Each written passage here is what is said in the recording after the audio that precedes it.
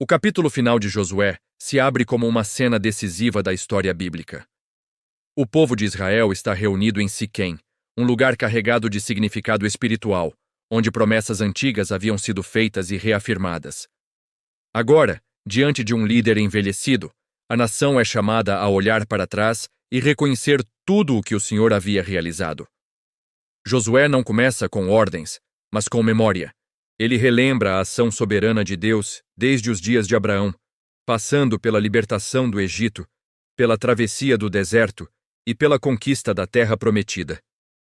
Esse prólogo histórico deixa claro que a aliança não nasce da obrigação, mas da graça. O Senhor se apresenta como o verdadeiro rei, aquele que conduziu, protegeu e sustentou seu povo em cada etapa da jornada. Esse padrão segue os tratados de suzerania do Antigo Oriente Próximo, nos quais o rei relembra seus feitos antes de exigir lealdade. Em Josué, capítulo 24, versículos 1 a 13, a história é usada como fundamento para uma decisão espiritual que não poderia mais ser adiada. Após relembrar o passado, Josué conduz o povo ao ponto central da cerimônia, a escolha. O chamado é direto, solene e pessoal. Escolham hoje a quem vocês servirão. Não existe neutralidade espiritual nesse discurso.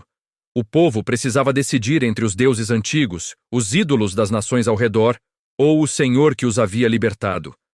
A escolha exigia exclusividade, fidelidade e compromisso total. Josué deixa claro que servir ao Senhor não era apenas um ato religioso, mas uma resposta de gratidão baseada em tudo o que Deus já havia feito. O líder, então, apresenta sua própria decisão como testemunho público. Eu e a minha casa serviremos o Senhor. Essa declaração não é imposta ao povo, mas apresentada como exemplo de lealdade consciente. O texto de Josué, capítulo 24, versículo 15, revela que a fé verdadeira se manifesta em decisões práticas, assumidas no presente, e não apenas em palavras ou tradições herdadas do passado. Nesse momento da história, Josué estava próximo do fim de sua vida, e não havia um sucessor claramente estabelecido. Essa realidade tornava a renovação da aliança ainda mais necessária. O povo não poderia depender eternamente de líderes humanos fortes para permanecer fiel. A cerimônia servia como um lembrete solene de que Israel era uma nação teocrática, governada diretamente pelo Senhor. O verdadeiro rei não se retiraria com a morte de Josué. A obediência à lei deveria continuar sendo o centro da vida nacional, conforme o princípio registrado em Deuteronômio, capítulo 17, versículo 19, que afirma que a leitura constante da lei manteria o povo no temor do Senhor. A ausência de um rei humano reforçava a necessidade de submissão direta a Deus. A fidelidade não deveria estar ligada a uma pessoa, mas à aliança com o Senhor que jamais falha.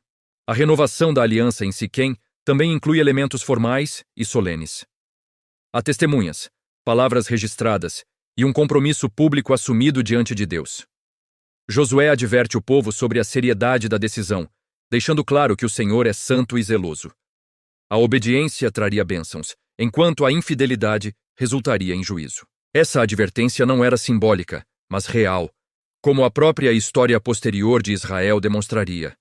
Quando o povo se afastou do Senhor, colheu as consequências de sua deslealdade, como ocorreu nos dias do rei Salomão, descritos em 1ª Carta dos Reis, capítulo 11, versículos 2, 4 e 9. A aliança não era um ritual vazio, mas um compromisso vivo, que exigia constância e fidelidade diária. A decisão tomada naquele dia em Siquém ecoaria por gerações, para o bem ou para o mal. O discurso de Josué também revela que a fé bíblica não se sustenta apenas em emoções momentâneas, mas em escolhas contínuas. O povo responde afirmando que servirá ao Senhor, reconhecendo que foi Ele quem os libertou e conduziu. Josué registra essa decisão como testemunho contra eles mesmos, mostrando que a palavra falada diante de Deus tem peso espiritual. A aliança é ratificada e o compromisso é selado.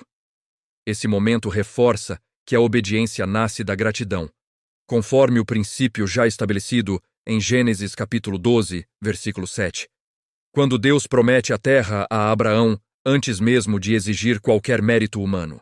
A história da salvação sempre começa com a iniciativa divina e continua com a resposta humana. Servir ao Senhor é consequência de reconhecer sua fidelidade, poder e misericórdia ao longo da história. O chamado de Josué permanece atual e atravessa os séculos com a mesma força. A pergunta feita em Siquém continua ecoando: a quem servir?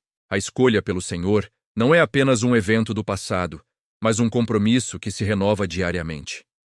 Assim como Josué encerrou sua missão com fidelidade, outros servos de Deus também expressaram essa perseverança até o fim, como o apóstolo Paulo, que declarou ter combatido o bom combate e guardado a fé, conforme segunda carta a Timóteo, capítulo 4, versículos 7 e 8. A renovação da aliança ensina que a fidelidade a Deus não depende das circunstâncias, da liderança humana ou do tempo, mas de uma decisão consciente e contínua. Escolham hoje não foi apenas um convite para Israel, mas um chamado eterno para todos que reconhecem o Senhor como único e verdadeiro Rei.